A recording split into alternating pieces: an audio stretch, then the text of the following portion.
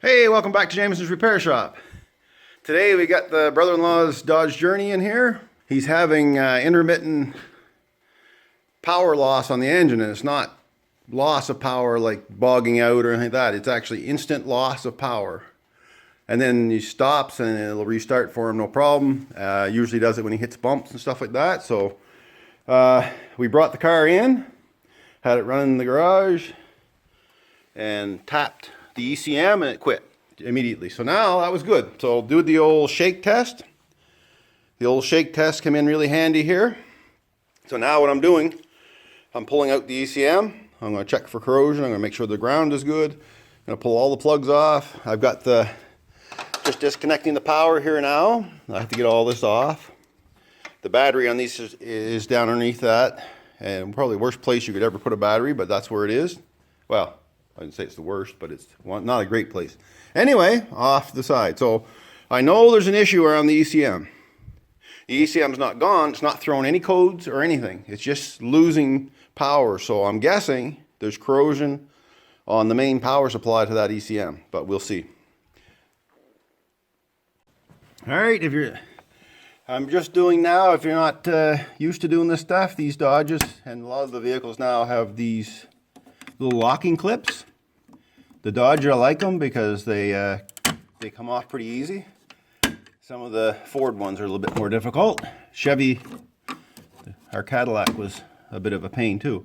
Anyway, that's all you do there. And then these plugs, there's a little tab on them. The little thumb tab right there. And you see the light at my arm. So a little thumb tab, push down on the tab and pull it out. So that's what I'm going to do. I'm going to take them all off and check for corrosion. Just something to note. The black one goes to the far left, and then there's an orange one, and then it's sort of it's hard to tell with that light, but it's white yellow, sort of vanilla colored, and then the green one. I also took off these two plugs, and they're held on. Both plugs are one's tied into the harness, and the other one's held on with these two push pins. And again, you can't mix those up. They're two different sizes of plugs totally. So I've got the plugs out. I couldn't see any corrosion, but what I'm gonna do is pull the ECM right off and check the ground and everything, and then I can have a better view of the pins. All right, I got all the harness apart over here. The only thing I found so far corrosion-wise is in these first two pins. I know you can't see it. This first pin is green. All the pins in these big plugs are clean, and I'll show you the pin out on the ECM or powertrain control module. I'm not sure what they call these ones. I'll have to look it up. It's probably the PCM and not ECM. But anyway, anybody looking it up probably already knows. So these look a little bit tarnished, but they're not corroded or anything. And that's possible, that's their natural look. But I have some contact cleaner, so I'm going to clean all this up.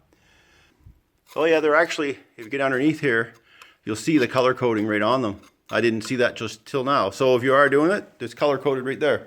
I think sorry about moving fast. I think that the Dodge people engineering screwed up on this one. I didn't have to take anything else off to get at that. And to me, that's pretty freaking amazing. Usually you have to take most of the car apart to get at one thing. Anyway, moving on. All right, so I'm cleaning up this plug here, and I'm just using a gun cleaner tip. I keep these on hand. They come in handy for things. They're not great for this. What works well for this, I find, are those little emery boards for nail files. Like those little emery cloth that women use for, well, women and guys, I suppose, could use them for filing the nails, just for sanding them down. But this works okay. I don't have any of those on hand.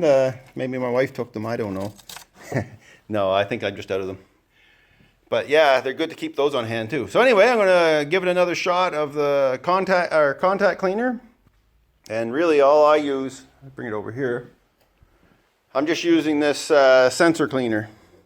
It's a little cheaper than the contact cleaner for electrical contacts, but essentially it's the same stuff. All right. Okay, I'm going to put a little dielectric grease on. I keep calling it dielectric grease, but this one is by Dow Corning Electrical Insulating Compound. It's a silicone grease. And I've seen it under dielectric, the name dielectric, but anyway, that's what it is. So you just take a little bit of it, and I'm going to try to do this and video at the same time, but don't be shocked if I have to change up. So I'm just going to put a little, I got a little bit on my finger, and you don't use a lot of this. Just get it in there. Don't slather it around so it's all over everything. You only need a skin of it. Try to get it rubbed down into the pockets a little bit, and that's enough. So let's get this car back together. And we'll see how it runs, and I'll do the shake test again. Well, before I get too far into putting it back together, I wanted to mention too, just go ahead, if you're in here, since you get everything opened up, is check all this area of the wire sockets too, and make sure the wires aren't chafing on anything. Making sure that the wires are in good condition. You know, because, you know, wires do break with vibration. Just so anybody that's doing this and is a little nervous about unplugging all this, they are color coded. So black, orange, white, I guess it is, not vanilla, and green. So they are on top of the module itself. So that's pretty straightforward stuff. Okay, she's all back together. All the locks are back in. They should be, these little red locks. Make sure that you firmly press these in, and then make sure these latch, don't break these off. Just make sure that they're pushed in good and tight, and you'll feel them when they click. I just want to point out that this is only one thing that it could be. This is only a shot in the dark, but it is something that's real, that, you know, you get corrosion in plugs, and, you know, if it's not setting a code on the dash and your scanner's not picking up, there's no way to pick up anything, then go back to the old basics. The old wire harness wiggle test. Sometimes is your friend. All right, I'm going to start her up and see if I can do the shake test again. So I'll get her running and I'll bring you back on the shake test. All right, hopefully you can hear this. These 3.5s, wherever they are, she's pretty rattly. Anyway, when I first got this car in here, you'd hit the module and she'd quit. And we're not having those issues now. I want to check that plug down in here. All the harnesses. So no issues so far. So I just want to also say that this car didn't have any codes on it. It happened to my brother-in-law several times now that this quit on the road for him when he hit a bump usually. And no code set, fired it right back up and on he went. But it had happened to him in an intersection once as well, so he was a little nervous about it. So what I'm going to do now is just let him test it out. So that's about all I can do with it for that. So when he came in, like I said, he was here with me, and I just tapped that and it killed the engine, that module. And then we started up again, I tapped it again, it killed it again. And after that, we couldn't get it to do it. All right, one thing I almost overlooked showing you, how to get these covers off. These just pull off. They're just on a set of rubber plugs that sit over some pins. Pin like that. So you just yank up on them, and she should pop off. So anyway, hopefully this helps somebody out if you're having your engine immediately just quit. No forewarning or anything on the road in a Dodge Journey. Just one place you could look. Just do the shake test. First, start the engine and just tap, pull on, just, you know, tug on the wires and kind of do it in a systematic way.